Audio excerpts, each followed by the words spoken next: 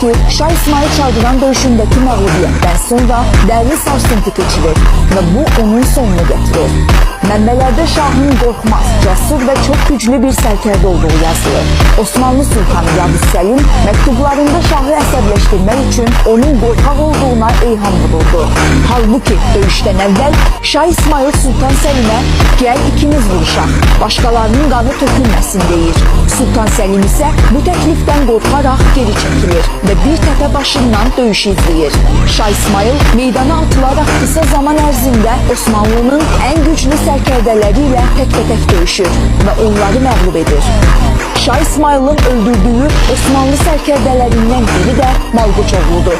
Hakkında nağıllar yazılan, filmlər çəkilən Malkoçoğlu Osmanlı ordusunun ən güclü sərkərdələrindən idi. Osmanlı mənbələri Şah İsmail'in döyüş zamanı Malkoçoğlu'nu qılınc zərbəsi ilə iki yerə böldüyünü